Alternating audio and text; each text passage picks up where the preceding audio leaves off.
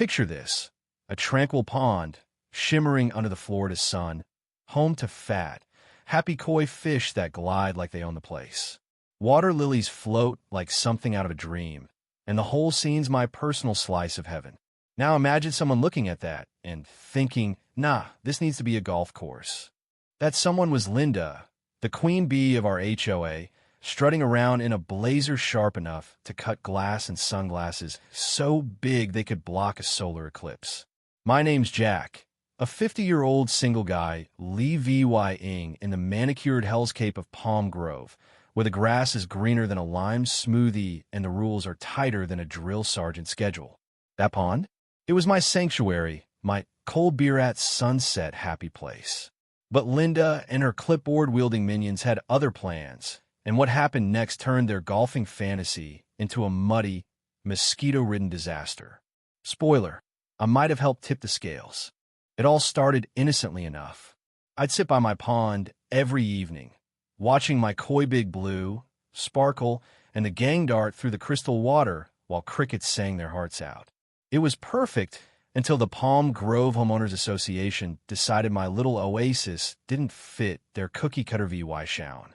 Linda, 60 and radiating, I peaked in the 80s, energy had been hassling me for years. Two tall hedges, an unapproved birdhouse Betty stuff. But when they targeted my pond, it got personal. One day, I'm expecting a pizza coupon in the mail, and instead, I get this fancy letter, gold embossed like it's from royalty. It called my pond aesthetically inconsistent and a threat to property values. Property values.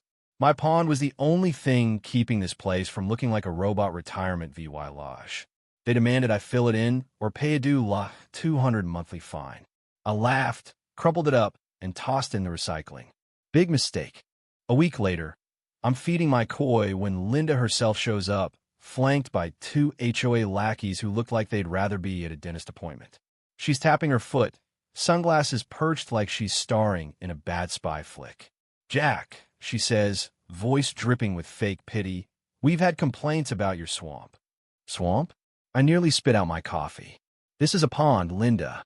It's got fish, plants, and a filtration system worth more than your SUV." She smirked. "It's an eyesore, and it's blocking progress." Then she dropped the bomb. The HOA wanted to expand their snooty 9-hole golf course, and my pond was on prime land they claimed for a new fairway. "We're draining it," she said, like she was announcing a bake sale. "It's for the greater good of Palm Grove." I was floored. "You can't just drain my pond, it's on my property." She waved a manicured hand. "Eminent domain, Jack. Look it up. We'll compensate you. Minimally." Then she strutted off, VYing me with fish food in my hand and rage in my chest. I tried fighting back. A lawyer buddy told me the HOA was likely bluffing, but taking them to court would cost more than my house.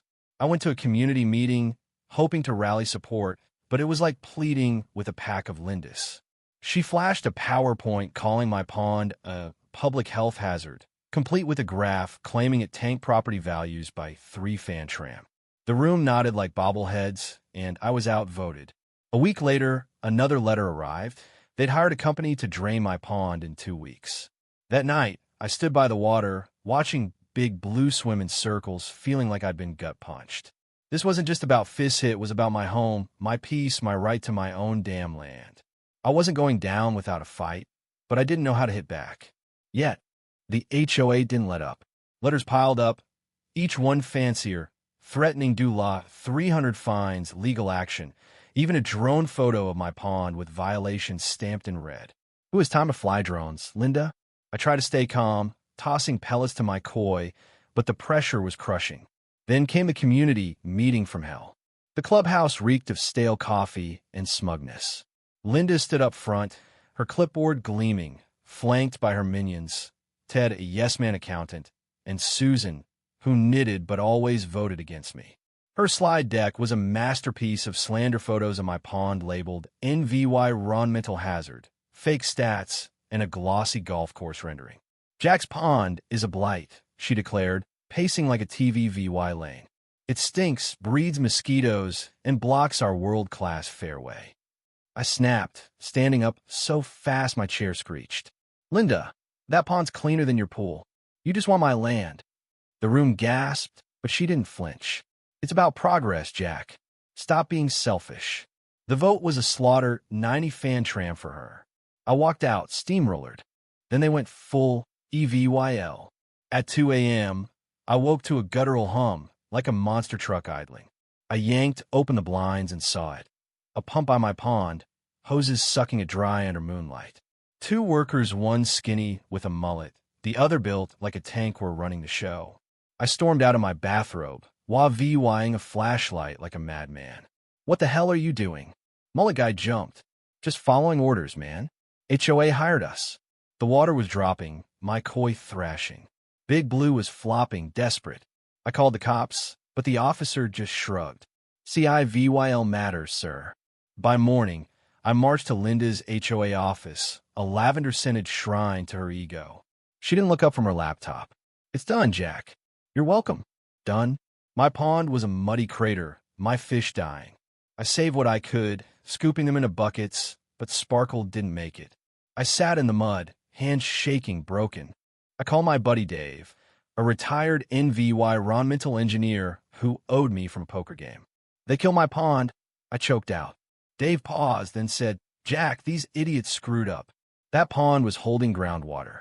They've doomed themselves. He promised to dig into it, and I clung to that hope. Meanwhile, the HOA bulldozed what was left, turning my sanctuary into dirt. Linda Super VY said in a hard hat that clashed with her blazer, while VYing at me like we were pals. You'll love putting on the ninth hole, Jack. I flipped her off and went inside, done arguing. I was ready to fight dirty. That night, I couldn't sleep. The silent sea, no frogs, no water lapping was deafening. I dove into research, finding a local ordinance about wetland protections. My pond wasn't just a pond. It was a natural drainage system. The HOA hadn't filed permits or impact studies. They'd screwed up big. Then Dave called. Your HOA's dumber than dirt. That pond's a protected wetland. No permits, nothing. File a complaint with the water board. Thiel, move fast. I drafted a complaint, attaching photos, drone shots from neighbor's kid, and every HOA letter. But I wasn't just banking on bureaucracy. A tropical storm was coming, and if Dave was right, that Fairway was about to become a swamp.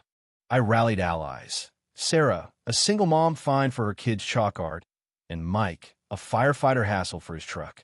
We plotted over beers. Let's record it all, Sarah said. When it floods, we go VY-RAL. Mike grinned. I know a guy with a drone. The storm was 2 days out, and I scoped the Fairway, noticing soggy sod and clogged drainage ditches. The HOA had been too busy partying to maintain them. Perfect. Dave called again. Water boards sending an inspector. If the storm hits, it's game over for Linda. I smirked. She thought she'd won, but Florida rain and my stubbornness were about to disagree. The storm hit like a sledgehammer. I set up a lawn chair on my porch, beer in hand, and watched the sky unload. By midnight, the Fairway was a bubbling soup, water pooling like it wanted to be a lake.